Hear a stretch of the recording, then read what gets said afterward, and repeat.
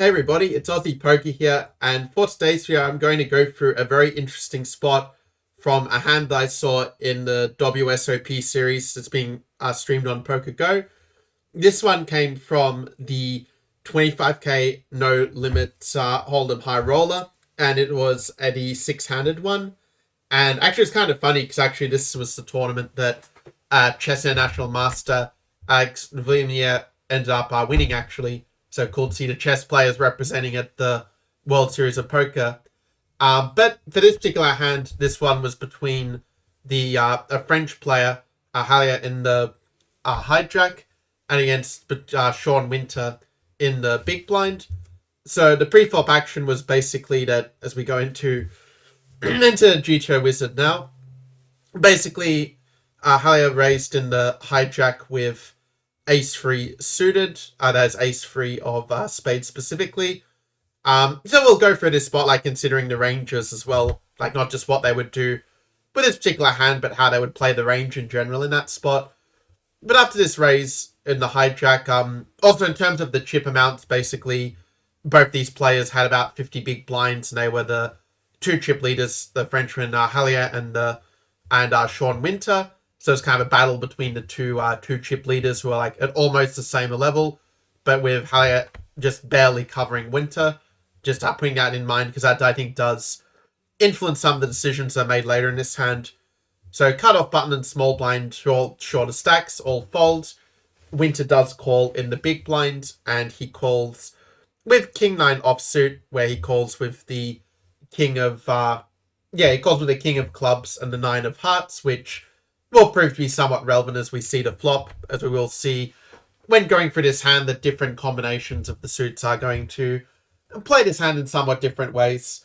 But yeah, we can see that it's a spot where you're going to be calling most of the time, but where you can sometimes raise where these sort of like strong-ish offsuit kings and will sort of make quite good sort of free bet bluffs in some of these cases. And also a pattern I've noticed with the GTOWizard will often be raising with the suited 9s and the suited 8s a fair bit, where sounds like in some earlier position you'll see even like the King 8, King 7, King 6 suited, King 9 suited to start raising as bluffs some of the time.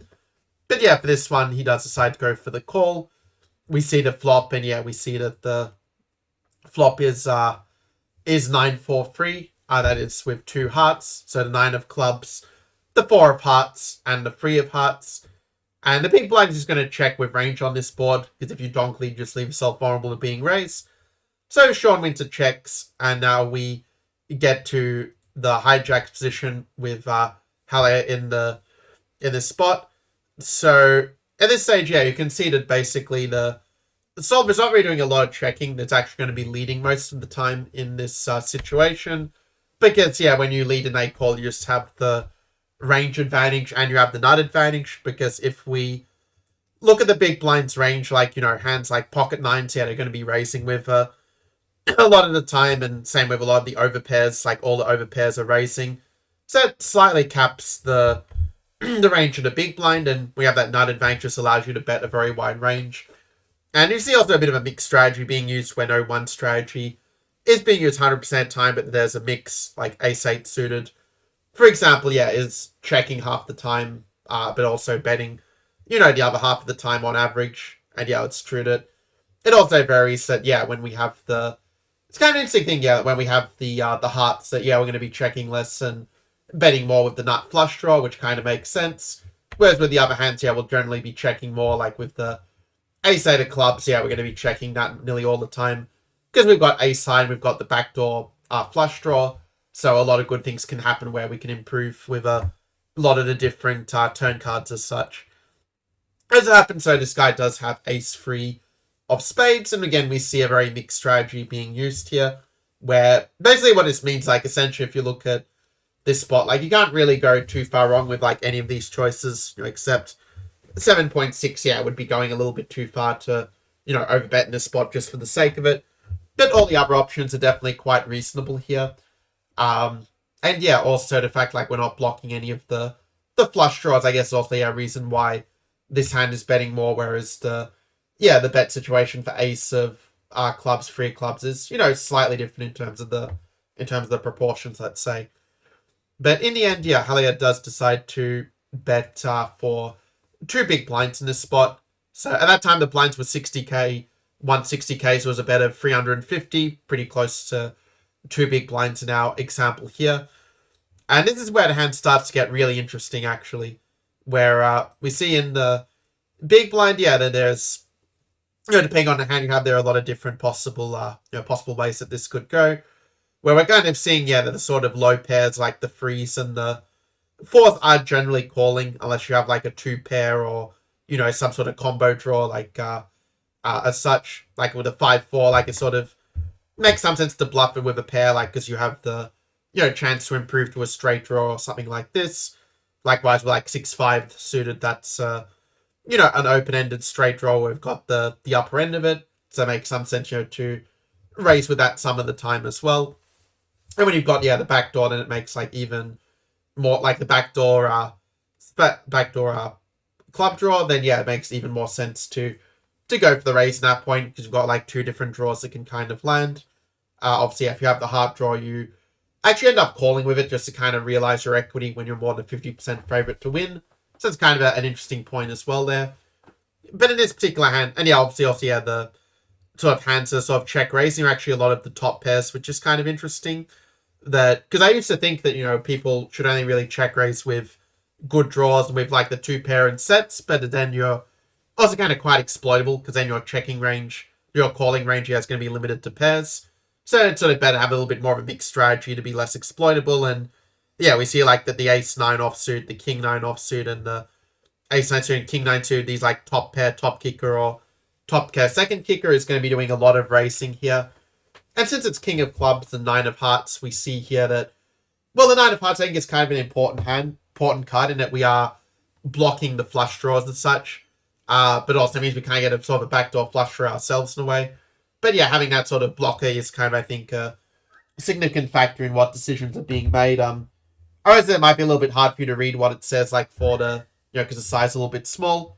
So I'll just read it out for you that basically, in this situation, yeah, you're going to be raising like virtually all the time, like no real calling.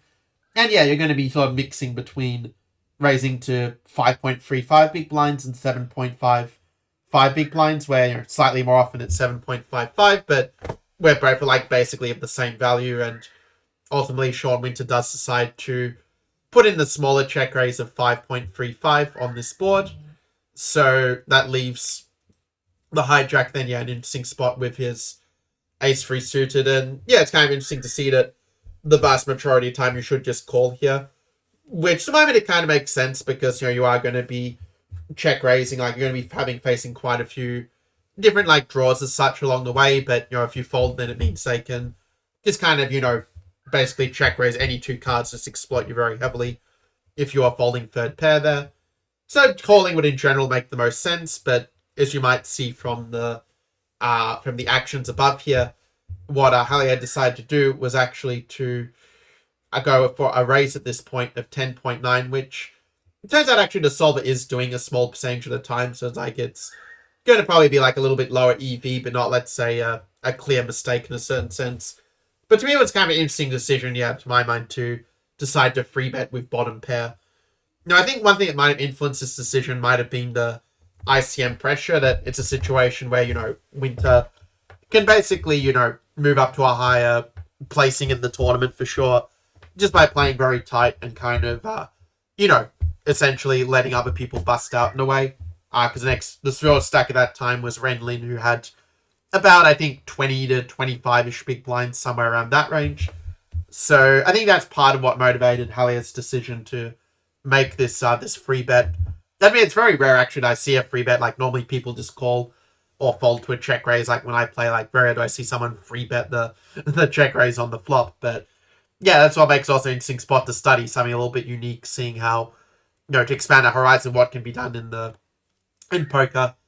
Like, also, if you do, like, just narrow out the hands that are raising, like you're seeing yet, is going to be, this actually top pair, top kicker that is going to be going for this raise size quite a lot. A little bit of king 9 suited, also some over pairs.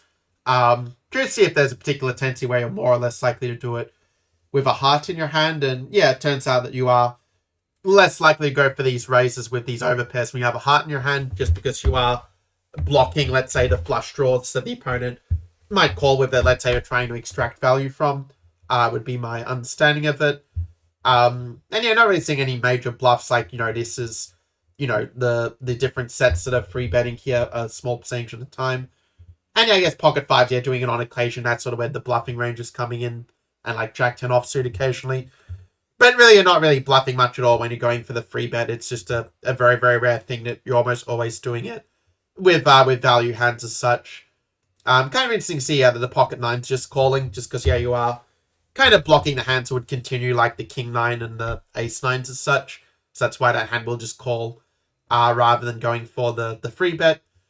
But anyway, the free bet's done with the ace free of spades, and we see as we move here that, yeah, basically it's just going to be a call in general.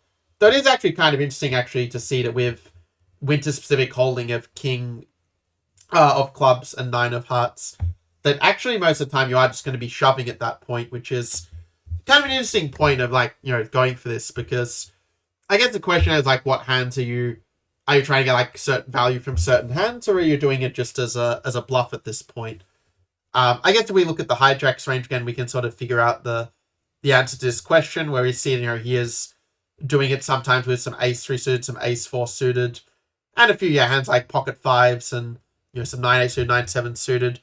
So definitely some hands in their range, even some total bluffs like the ace king and king queen that we are sort of ahead of, where we can sort of, by shoving, like, we can get paid by all the flush draws. I guess that's one fact that's important to keep in mind, so that way we can sort of realize our equity in that case. Against the flush draws per se, or potentially even get them to fold out if they think, say, that we might be bluffing with a ace high heart flush draw ourselves as such. So that makes it kind of an interesting spot. But ultimately, yeah, what Win does do is decide to call, and even though the solver wants to go all in here, I feel like when you go all in, it kind of allows the opponent to sort of just play perfectly in response. Whereas by calling, I think the advantage of this is that you sort of give the opponent a little bit more room to kind of make mistakes and maybe get a little bit too out of line. Obviously, yeah, we kind of see that king 9 suited, yeah, sort of going for, like, a bit more of a calling rather than king 9 offsuit in a way. And that ace 9, yeah, suited is basically just ripping it in unless you have the ace 9 of hearts, in which case you call and you just basically sort of, yeah, block the kind of hands that you sort of want to call, you like the heart draws. You got the heart draw stuff, yeah, you can just realize your equity with top pair and with the nut flush draw. Whereas ace 9 off, yeah, so you're just going all in every time. So I guess it's why, Winter was thinking about it. He was thinking, like, whether to call or whether to shove, which was kind of an interesting point, because I had that situation with free, but I'd be thinking whether the fold or whether the call. But we see that the solver is never folding, which is quite I think, instructive point to realize that we just can't fold top pair of a great kicker, or we're just going to be very exploitable. By the way, if you're enjoying this video, do make sure to like and also to consider subscribing. Anyway, the turn becomes the 4 of spades, which, I mean, it's true, there are some, like, 4x hands that were in before, so it's not like a complete brick in a sense. But actually, when I think the board pairs, I think this is actually very good for the big blinds range in general. And that might explain why you're seeing, like, now, whereas on the flop, like, it was just checking the whole range, then now it is starting to, bet this small amount, 5.6, which is about, what is it, like, 20% pot, going for that, fair bit of the time, like, even a little more often than checking. And yeah, with the king 9 offsuit, yeah, we see that this is actually one where, also, I think it's kind of encouraging to see the solver, because, like, it also helps us realize that, even the best players in the world, like, are not going to play perfect poker. Like, there's always going to be opportunities to try to outplay them, because nobody can play exactly like the solver, nor is it necessarily the most, like, plus EV approach when you can see the opponent have clear weaknesses you can exploit anyway. Obviously, if they don't have weaknesses, yeah, you're just both playing GTO, but yeah. In this case, yeah, we see that actually Winter should in fact be betting 5.6 with his range with the king of clubs and the 9 of hearts, where, like, checking isn't really much of a thing here. I mean, it's probably not, like, massively worse EV to check compared to bet 5.6, but yeah, it sort of makes sense that when the turn card, like, hits your range a lot better, the opponent's just going to be betting these sort of hands all the time. Whereas the checking range sort of, yeah, more coming from the weak top pairs have some good showdown value that, like with 9-6 and 9-5 suited specifically, you can kind of see, that with these hands, we're basically blocking a lot of the opponent's bluffs, like with the different straight draws as such, they might have, they might have decided to bet it, let's say. So that kind of makes a lot of sense in that respect. Likewise, 7-6 suited, 6-5 suited. Yeah, we're seeing that hands like 5-4 suited is kind of like bluffing with value, and some hands like Ace-4 suited is kind of another one that's sort of bluffing a fair bit in this this spot. But Winch does check with his King 9 offsuit with the King Clubs 9 of Hearts, and we see the hijack like this also ends up being kind of interesting line that the hijack takes with the Ace-3 suited, where it's true you're not getting it with Ace-3 suited like super often, but when you do, most of the time it is just going to be a check, as we see. Again, going for the bet of 9.2 as Hallay did is not really sort of an outright mistake, let's say, but sort of not the most common line either as such. Where if we do break down like this range of like what hands are checking, and we see also how much smaller the range becomes, or like how polarized, let's say, the range becomes when when you do go for this free bet line. But we see the checks here coming from the pocket threes, the pocket fours. Pocket fours like a set, so it makes sense you want to try to help give opponent time to improve, say, to a flush draw or maybe a straight draw, so we can potentially win the whole amount. Also, 5s and 7s got decent showdown value. 9-8 suited, decent top pair. Those hands are checking, and everything else is just basically betting at this point. Like your overcards like Jack 10 offsuit, Jack 10 suited, and we're seeing it's being done. Like when you are going for the bets here, it's being done with the with the hands where you don't have the flush draw, where with the flush draw you just check back and take the free shot at getting to the flush. The over pairs, kind of makes sense that they are betting sort of on the larger side here, like 15.5 as a half pot bet. Also some ace king also as some some sort of bluffs and semi bluffs in this range. And in the value bets, coming more from like the ace 9 suited, the King 9 suited, obviously the over pairs we saw before, and a little bit of 3s and 4s, like occasionally going for some bets as well, but you're also checking quite a bit as well there. So in any case, the hijack does decide to bet 9.2 with the ace 3 of spades, and Winter does call with the King 9 offsuit, and with the King 9 King 9 offsuit here, which we see what it's doing with actually not all of the combinations that in the combinations with like King of Spades 9 of Diamonds or King of Diamonds 9 of Spades, like where I guess you're not blocking any sort of flush draws or potential backdoor flush draws. Don't interesting to see that those hands are shoving, but otherwise, it's basically going to be more like calls in general. Also, it gets interesting to see that the kind of it's actually what really impressed me about this hand is seeing that like nearly all of these combinations actually are just shoving of King 9, but that Winter realized that this is the one that you actually decide to just call all the time with a King of Clubs 9 of Hearts, where if I get this level of mastery, knowing like which combinations you shove and which ones you just call, like probably requires like a lot of work with the solvers, because it seems like a very, very specific thing as such. And I guess the fact, that we do have, like, we look at the commonalities, the hands we call with, that we're sort of basically calling when we have the 9 of Hearts in our hand, but if we don't, we basically shove. I think that's sort of the key, like having this sort of blocker of sorts to their flush draws that might continue, that we might beat as such. So then after this call, the river is the 6 of spades, which I think is a little bit of a brick here at this point. I mean, it's true, like, that the 5-6 suited hands, they did pick up a pair, 7-6 suited, picked up a pair. In that case, those hands you see kind of just going for checks, trying to realize their showdown value. Obviously, a 7-5, is going to be a straight, but just checks back, which is kind of an interesting thing here. I guess because there's potential, like, flush draw, like, potential full house on the board, this maybe is why, it's being checked here just to protect your checking range, I guess. But we see it at King 9. It doesn't only get here because it's such an unusual line taken by both players. It's compared to the solver. But it does, basically just check all the time at this point. And actually at this stage, I actually thought that the guy might, Hallay might just go for the, just the all-in, like just completely, turning this into a bluff and just going all out for it. But in the end, he does decide to check with the ace-3, figuring, okay, I've got a little bit of showdown value with the ace-3, and, when this guy's called 2 streets, he's probably got a pretty good hand. So, like, you're going to, probably trying to get a, you're getting a 4 would probably fold if you shove. Probably like some of the 9s would shove, but you're also probably going to get calls from like the overpairs and this sort of thing. So I think it's one of these sort of interesting cases where, when you've got the ace-3 of spades, it's sort of, sometimes it checks, sometimes it shoves. So you could definitely make an argument for both, depending on whether you think your opponent is going to like overfold to a shove here, or I guess maybe if you think he might call with like some bluff catcher like ace-king, and then you are ahead of that. I guess that'd be an example like trying to bluff with very, very thin value. But yeah, I think that the way he played with checking, I sort of felt like in some ways the most logical, but I think it would have been very interesting to see whether Winter would have found the call if he had shoved at this point. And we sort of see it in terms of the hands are checking, like 9. Like, not really many hands left in the range here, but 9-7. Suited is checking, just realizing the value with top pair. Ace-9 suited being top pair, top kicker, is just going to be shoving here. With a flush draw, still going for the shove, realizing a value with top pair. And it makes sense as a set to doing as well, nothing too complicated.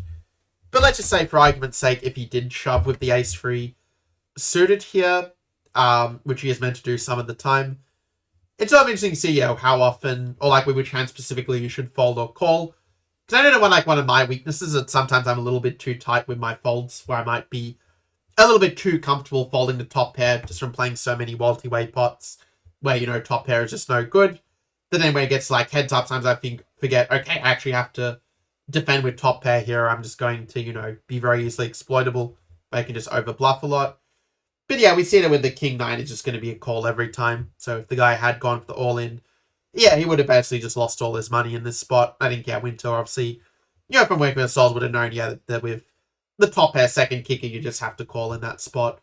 Because if you look at the, like, pot odds, you only have to be right 27% of the time. We see that GTOWizard's quite nice, pointing it out to us, not having to do, like, the calculations. But if you say, like, 25% in a game, like, it's still, going to be close enough in general. And we see like pretty much all the 9s just calling, like all the top pair just has to call. 6-4-3 are obviously sets, 4-3 is 2 pairs, so there's basically a situation like you call if you have any sort of top pair, and you fold if you have anything weaker than top pair, unless you have some hand like, so obviously see the ace-3 offsuit is actually calling here all the time, so, and the ace-2 offsuit is also sometimes calling as sort of a bluff catcher with some specific combinations where you have the nut flush draw blocker, it seems. That's kind of interesting, but a little bit of a side note relative to what actually happened in the hand. So this is quite an interesting one. I mean, I normally don't, like sort of go into depth explain the solvers, because sometimes it takes me a long time to figure out the actual patterns as such to, make sure I understand the position.